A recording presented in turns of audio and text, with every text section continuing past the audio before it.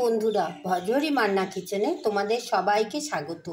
আজকে একটা মিষ্টি মিষ্টি খাবারের রেসিপি সুইট ডিশ নিয়ে তোমাদের কাছে এলাম। আমার আজকের উপস্থাপনা আটার হালুয়া। চলো কিভাবে আটা দিয়ে হালুয়া বানিয়ে শেয়ার করছি, তোমরা দেখো। আর কি কি উপকরণ লাগছে আমরা সেটাও দেখে নিই। চলো রান্নাটা শুরু করি। আটা দিয়ে হালুয়া বানাবার জন্য আমি এখানে এক বাটি আটা নিয়েছি, একটু দুধ নিয়েছি, একটু কাজু কিশমিশ, একটু গুড়, আর নিয়েছি একটু ঘি। এই দিয়ে আমি আটার হালুয়াটা বানাচ্ছি। চলো রান্নাটা আমরা শুরু করি। হালুয়া বানাবার জন্য আমি প্রথমে একটু ঘি দিয়ে দিচ্ছি। গ্যাসের ফ্লেমটা এই সময় আমি কমিয়ে দিয়েছি। আমি একটু ঘি দিয়ে দিচ্ছি।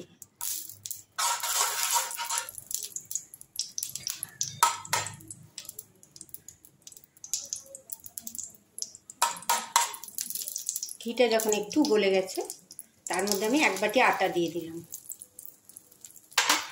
দিয়ে খুব ভালো করে নাড়ছি। ঘিয়ের সঙ্গে আমি আটাটাকে খুব ভালো করে নেড়ে নিচ্ছি।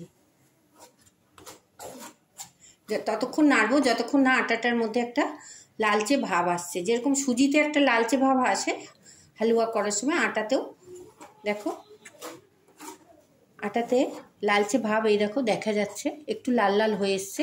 এই সময় আমি গ্যাসের ফ্লেমটা আবার কমিয়ে দিলাম।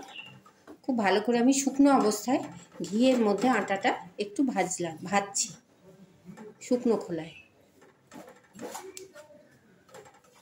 একটু সুন্দর গন্ধও আসছে।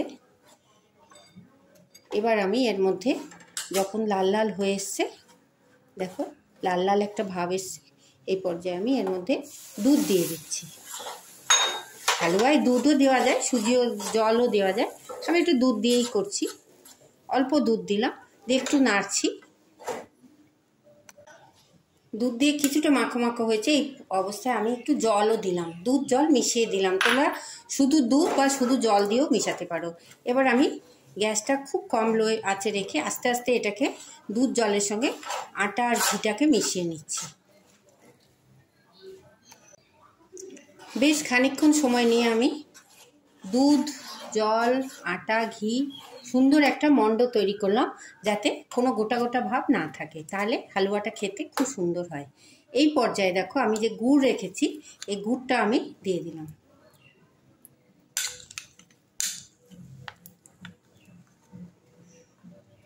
আমার গুড়টা নরম বলে আমি এর মধ্যেই দিলাম। তোমাদের যদি শক্ত গুড় হয়, তোমরা একটু জলে গুলে তারপরে গুড়টা ব্যবহার করো। গুড় দিয়ে আবার আমি নাড়তে লাগলাম। এই সময় গ্যাসটাকে আমি একটু বাড়িয়ে দিলাম। গুড়টাকে আমি হালুয়ার সঙ্গে দুধের সঙ্গে মিশিয়ে নিচ্ছি।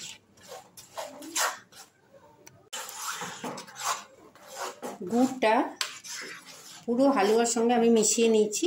এখানে একটা কথা বলি, তোমরা এই জায়গায় চিনিও ব্যবহার করতে পারো, যে যেটা ভালোবাসো দিও। গুড়টা দিলে হালুয়াটা আমার একটু খেতে ভালো লাগে, তাই একটু গুড় দিয়েই করছি। তোমরা এখানে চিনিও দিতে পারো। দেখো আস্তে আস্তে মণ্ডটা ঘন হয়ে এসছে আটার। এই পর্যায়ে আমি একটু এলাচের গুঁড়ো দিলাম। তোমরা যদি গোটা দানা এলাচ দিতে চাও তাও দিতে পারো। আমি একটু গুঁড়ো এলাচ দিলাম। আমার হালুয়াটা মোটামুটি তৈরি হয়ে গেছে। আমার গ্যাসের ফ্লেমটা মিডিয়াম টু লো রেখেছি। দেখো একটু ভালো করে নেড়ে নিতে হবে, যাতে যেটুকু দানা আছে সেটুকু না থাকে। এর মধ্যে তোমরা অনেক রকমের ড্রাই ফ্রুটস দিতে পারো। আমি একটুখানি কাজু কিশমিশ দিয়ে দিচ্ছি। ইচ্ছে মতো তোমরা এখানে ফ্রুটসগুলো দিতে পারো। দেখো এবার গ্যাসের ফ্লেমটাকে বাড়িয়ে দিয়ে সমস্ত উপকরণগুলো হালুয়াটার আমি একবার মাখামাখি করে নিলাম। দিয়ে আমি এটাকে এবার বন্ধ করে একটা বাটিতে ঢেলে নিচ্ছি। এইভাবে আটা দিয়ে হালুয়া বানিয়ে তোমরা খেয়ে দেখো, খুব ভালো লাগে খেতে। একটু মুখ বদল হয়। সুজি দিয়ে তো আমরা খাই, আটা দিয়েও করে দেখো, অনবদ্য স্বাদ আসে।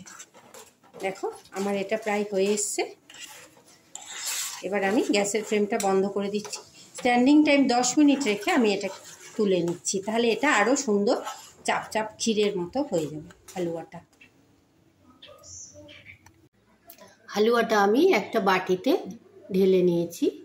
এইভাবে খুব সহজভাবে ঘরে থাকা উপকরণ দিয়ে সহজভাবে একটা একটু অন্যরকম সুইট ডিশ রেসিপি তোমরা করে খেতে পারো। যদি ভালো লাগে আমার ভিডিওটা অনেক লাইক শেয়ার কমেন্ট করো, সাবস্ক্রাইব করে বেল আইকন প্রেস করো, যাতে আমার নিত্য নতুন সমস্ত রান্নার ভিডিও তোমরা সবার আগে দেখতে পাও। কোন বন্ধু কোথা থেকে দেখছো জানিও। সবাই খুব ভালো থেকো, সুস্থ থেকো, সাবধানে থেকো। এইভাবে একবার আটা, গুড়, দুধ, ঘি সব দিয়ে হালুয়া বানিয়ে খেয়ে দেখো। কেমন লাগলো ভিডিওটা কমেন্ট বক্সে লিখে জানিও। ধন্যবাদ।